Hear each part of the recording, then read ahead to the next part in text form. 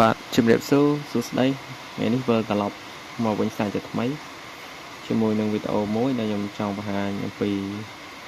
របៀបនៃការប្រើប្រាស់កម្មវិធី Download Manager គឺ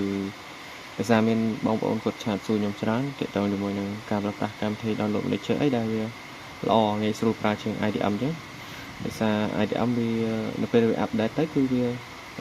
អាចអត់ស្គាល់ជាមួយនឹង browser របស់យើងឬក៏វាតម្រូវឲ្យយើង register key ដើម្បីយើងបង់លុយចឹងនេះខ្ញុំនឹងណែនាំបង្ហាញនៅកម្មវិធីមួយដែលបងប្អូនប្រើប្រាស់ដោយពុំចាំបាច់ធ្វើការ register ឬក៏ដាក់ crack ដាក់អីទេគឺប្រើប្រាស់បានដោយសេរី free time តែម្ដងចឹងយើងអាចប្រើប្រាស់បានជារៀងរហូតបាទ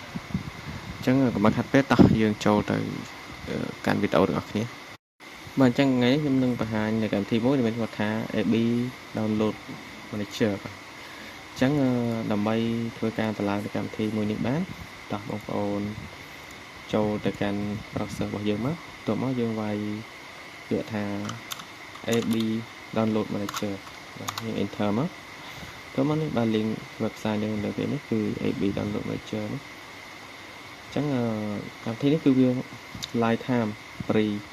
អត់មានតម្រូវយើងដាក់ grade ដាក់អីទេបាទអញ្ចឹងយើងចូលមកកាន់វាមកហើយ speed វាក៏ដើរលឿនដែរបាទអូខេតើពីចូលដល់នឹងហើយបងប្អូនយកពាក្យថា get up បន្ទាប់មកទៀតបងប្អូនត្រូវ download វាទៅបាទនេះយើងធ្វើការ download ជា file exe មកនេះចុចខាងនេះសម្រាប់ Windows ឬក៏ Linux ឬក៏ Mac ក៏អាចប្រើប្រាស់បានដែរអញ្ចឹងសម្រាប់យើងប្រើប្រាស់ Windows គឺយើងចុចនេះបាទ direct download exe នេះមកអូខេអញ្ចឹងវាធ្វើការ download នៅ AB Download Manager នេះ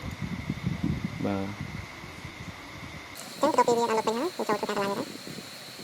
បាទចុច next ចុច upgrade ហើយ install វាអញ្ចឹងเราចាំរហូតដល់វាធ្វើការ install រួចរាល់បាទអញ្ចឹងទៅពីវាធ្វើការ run រួចរាល់ហើយយើងចុចពាក្យថា next មកហើយយើងកំណត់បាត់វាបាទយើងចុចដោះគ្រីសឡើងនេះសិនមកបន្ទាប់មកយើងចុចពាក្យថា finish បន្ទាប់ទៀតបងប្អូនចូលមកកាន់ website ដដែលហ្នឹងហើយយើងត្រូវបែរ extension វា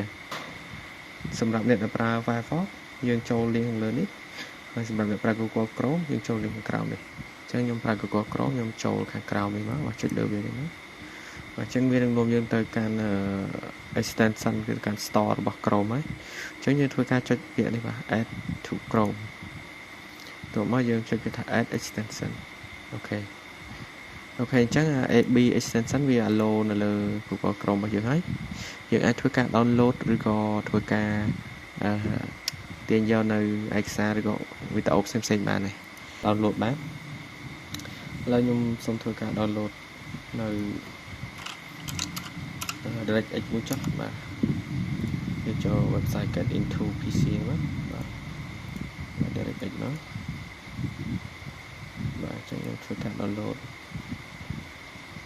DirectX 9នេះចង់ដឹងថា speed វាមិនដែរអូខេអញ្ចឹងវាកំពុងតែ run ហើយបើសិនជាករណីដែលបងប្អូនតម្លើងហើយបងប្អូនបានអត់តើគឺយើង restart computer មួយទៅវាដំណើរការហើយកុំភ្លេច restart ហើយយើងកុំភ្លេចចុចបើកនៅ AB របស់យើងកម្មវិធី AB នៅលើ desktop នេះអញ្ចឹងនេះបាទអញ្ចឹងវាធ្វើការទាញយកហើយវាសួរយើងចង់ដាក់នៅណានេះជា location អញ្ចឹងយើងដូរមកខ្ញុំដាក់try D របស់ខ្ញុំបាទ program នេះហើយយកពាក្យថា download អញ្ចឹងនេះគឺជា speed download បាទដោយសារget into PC នេះ hosting វាគឺទាបវាល្បឿនអត់សូវលឿនទេអញ្ចឹងធ្វើឲ្យការ download របស់យើងវាតាមនឹងដែរអញ្ចឹងអូខេអញ្ចឹង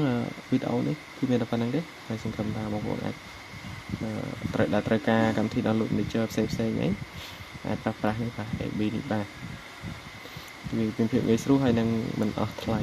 សម្រាប់សេវាទេបាទអរគុណច្រើនជម្រាបលា